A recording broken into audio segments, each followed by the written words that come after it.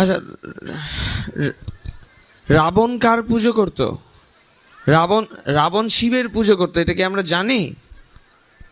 কিন্তু হনুমান কার অবতার ছিলেন? শিবের অবতার ছিলেন। কিন্তু রাবণের সামনে যখন গিয়ে হনুমান এসে দাঁড়ালো, রাবণ কি চিনতে পারলো? এই ক্যামেরা, তোদের তোদের ফোন বন্ধ। তুই তো দেখাচ্ছিস না, তুই তো টেলিকাস্ট করছিস না, টেলিকাস্টটাও করছে। এটা ঠিক আছে, তাহলে তুমি এটা বন্ধ করো। ঠিক আছে, কি হবে রেকর্ডিং করে? যে ভাড়া দিয়েছে ওকে, ওর কাছে যদি না চাই পারবে তোকে ভাড়া দিতে? যেটা বলবো সেটা করবেন। আমাকে দেখতে এসেছেন, সবাই আমাকে দেখতে এসেছে, আমার কথাটা শুনে চলতে হয়। বন্ধ করুন। হ্যাঁ, তো তারপরে বিষয় এখন একটা মোবাইলে ফ্ল্যাশ জ্বলছে নিজের। আচ্ছা শোনো, একটা কথা বলছি। আমার আমার প্রচুর লোকজন আছে, যদি আমার ভিডিও আমি ইন্টারনেটে দেখতে পাই, তোমাদের আইডিতে আমি রিপোর্ট করাবো, রিপোর্ট করি আইডিটাই ডিলিট করিয়ে দেবো। ঠিক আছে? তাই নিজেদের আইডিটা যদি না হারাতে চাও তাহলে ভিডিও করবে না, আমার কোনো ছবি ভিডিও কেউ পোস্ট করবে না। ওখানে ফ্ল্যাশ জ্বলছে, আপনাদের পিছনে ঘোরার চেষ্টা করুন, দেখেন একটা মোবাইলে ফ্ল্যাশ জ্বলছে, বন্ধ করান প্লিজ। হ্যাঁ ঠিক আছে। আমরা এই এই দাঁড়ান, আমরা মুহূর্ততে একটু বাঁচতে শিখি, বেশি সময় নেই, 10 মিনিট সময় পাবো। আচ্ছা, রাবণ শিবের পুজো করতো, হনুমান শিবের অবতার ছিলেন। কিন্তু হনুমান যখন লঙ্কায় গিয়ে দাঁড়ালেন রাবণের সামনে, যেই রাবণ সাধনা করতো, সারা জীবন সাধনা করেছে যে প্রভুর, তাকে তো চিনতে পারলো না। এই এই চুপ থাকতে বলছি না সবাইকে, ক্যাই ক্যাই ক্যাই ক্যাই করে যায়।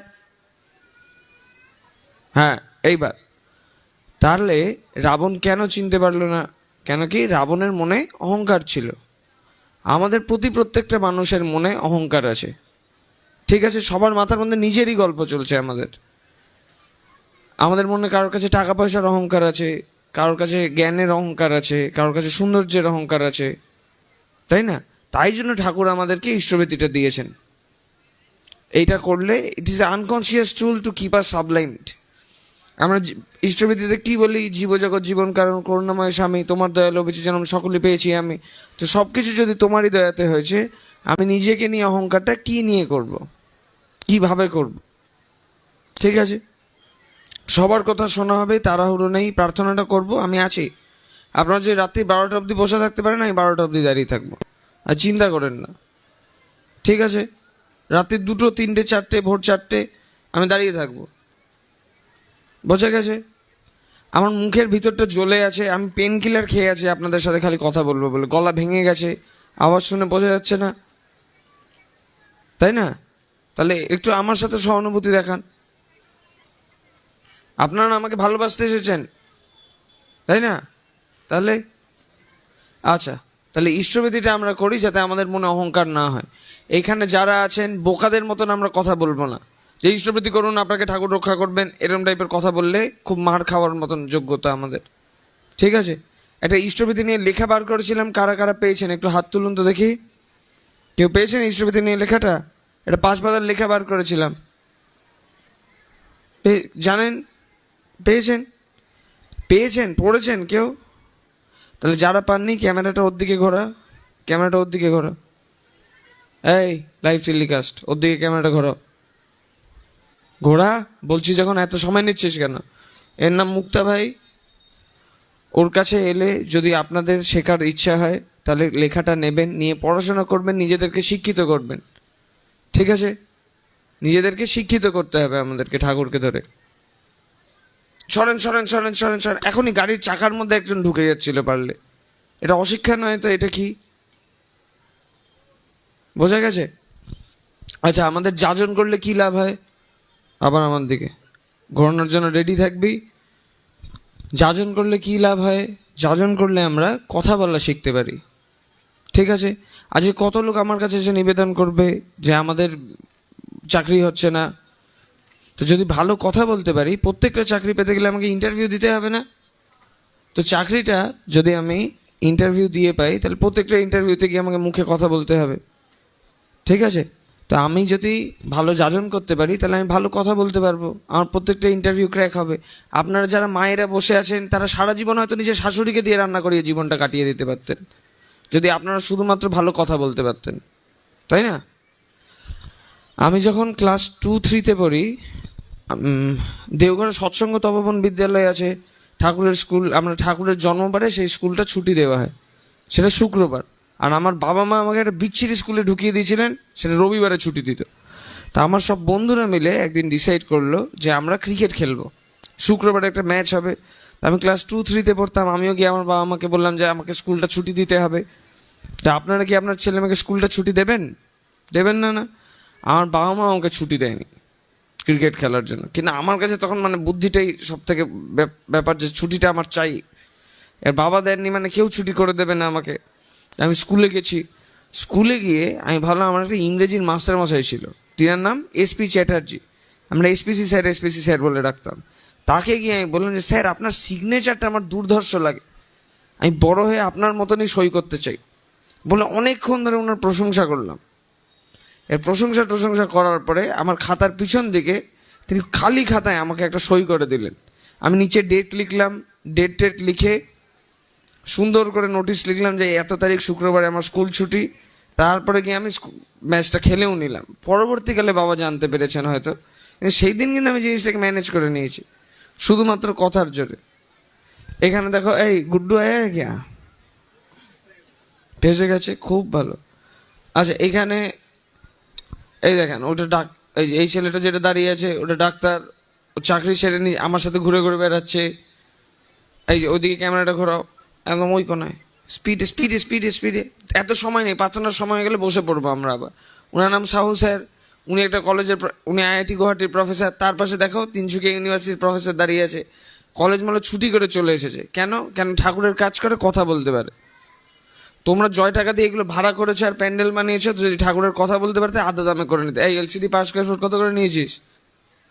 কত টাকা? 80 থেকে 100 টাকার বেশি কিন্তু 1 ইঞ্চি দেওয়া উচিত না তোদেরকে, জানিস তো? কিন্তু তোরা কিন্তু 180 টাকা 120 টাকা করে নিয়েছিস, তাই না? এই লোকগুলো মূর্খ বলে এরা কিন্তু মাথা কেটে নিতে পেরেছে। যেহেতু বুদ্ধির বিকাশ হচ্ছে না আমাদের ঠাকুরকে ধরে, তাই জীবনটা এইভাবে চলছে। ওরা নিগোশিয়েট করতে জানে না। এইটার জন্য যাজনটা আমাদেরকে দেয়া হয়েছে।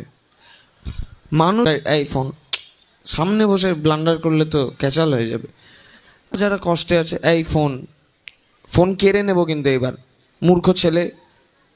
এই তোরও ফোনটা বেরিয়ে আছে মনে হচ্ছে। আচ্ছা, অঙ্কের বইগুলো রাখুন, বাচ্চাদের বইগুলো রেখে রোজ ধূপকাঠি জ্বালান। আর রোজ ধূপকাঠি জ্বালিয়ে আপনার ছেলে মেয়েকে বলুন যে লাড্ডু দিবি, দুটো প্যারা দিবি, তাহলে তোদের মগজের মধ্যে পড়াশোনাটা ঢুকে যাবে, তোরা শিখে যাবি পড়াশোনা, স্কুলে টুলে যেতে টেতে আর হবে না। ঈশ্বর জিনিসটাও এরকম। আর যজন যাজন ইষ্টভীতি, নাম ধ্যান, প্রার্থনা, এইগুলোই হচ্ছে আমাদের পড়াশোনা, এটাই আমাদের প্র্যাকটিস।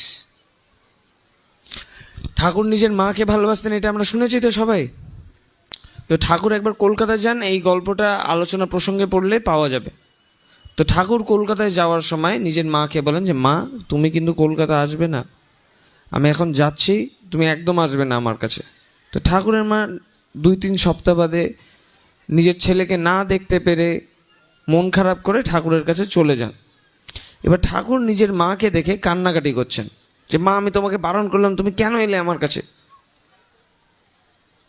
চেঁচামেচি করছেন, দৌড়ঝাঁপ করছেন। ওইখান থেকে ঠাকুরের মায়ের একটা রোগ শুরু হলো, যেই রোগটা 3 বছর বাদে তিনাকে নিয়ে চলে গেল। তো ঠাকুর দেখতে পাচ্ছিলেন যে আমার মার সাথে এটা ঘটতে চলেছে। ঠাকুর আটকানোরও চেষ্টা করেছেন, কিন্তু তিনি আটকাতে পারেননি। কেন কি, আমাদের সব কটা মানুষকে স্বাধীন ইচ্ছা দিয়ে বানানো হয়েছে, যে আমরা আমাদের পথটা বিবেচনা করার জন্য সক্ষম। এই সক্ষমতাটা দিয়ে আমাদেরকে পাঠানো হয়েছে। যদি কারো লিভার সিরোসিস থাকে আর সে যদি মদের বোতল খাবে এটা ডিসাইড করে, তাহলে ঠাকুরের নিয়ম নেই যখন মদের বোতলটাও মুখে নেবে ওটাকে জলের বোতল করে দেওয়ার। কেন কি, এই নিয়মটা তিনি ভাঙতে পারেন না। তিনি আপনাদেরকে বাঁচানোর চেষ্টা করছেন আর কেঁদেই চলেছেন আপনার কানের সামনে, কিন্তু আপনাদের কর্মের অভাবে, আপনাদের মনের ভালোবাসার অভাবে তিনার কান্নাটা আমরা বুঝে আর উঠতে পারছি না, তিনার কথাগুলো বুঝে উঠতে পারছি না। ঠাকুরের ছবিটা কোনোদিন আপনাদের কাছে বেরিয়ে এসে কথা বলবে? বা ঠাকুরের বিগ্রহটা মন্দির থেকে উঠে এসে আপনাদের সাথে কোনোদিন কথা বলবে? কি মনে হয়, বলবে? বলবে না? না। তাহলে ঠাকুর আমাদের সবার মাঝখান থেকে, আপনার মেয়েকে দিয়ে বলাতে পারেন, আপনার ছেলেকে দিয়ে বলাতে পারেন, আপনার বৌমাকে দিয়ে বলাতে পারেন, রাস্তার একটা ভিখারিকে দিয়ে বলাতে পারেন, আপনার বাড়ির সিকিউরিটি গার্ডকে দিয়ে কথা বলাতে পারেন আপনার সাথে, কিন্তু আপনি নিজের মাথার অহংকারে সেই কথাটা শুনতেই পাবেন না। যেরকমভাবে আপনারা আমার কথাটাও শুনতে পাচ্ছেন না আধা লোক, মোবাইল ফোন দিয়ে দেখে নিজের মাথার মধ্যে নিজের গল্প দৌড়িয়ে যে এই দাদার কাছে কতক্ষণে পৌঁছাবো, একটু যদি দাদা আমার মাথার ছেলেটার মাথায় হাত বুলিয়ে দেন তাহলে আমার ছেলের মাথায় আরও হয়তো চুল ফুটে ফুটে উঠবে। এই এদিকে ক্যামেরাটা ওর দিকে দেখা, এই যে হাতটা দে, ওর হাতটা ধরলাম, ওর জ্যাকেটটা এবার কালো রঙে বদলে যাক, বদলালো? বদলাইনি না? তাহলে আমার হাতের মধ্যে কোনো জাদু নেই মা, বিশ্বাস করুন নেই। আর এইভাবে কাউকে ধরে বা কিছু পড়ে আপনি ঈশ্বরের প্রাপ্তি দূরের কথা, কিচ্ছু হবে না।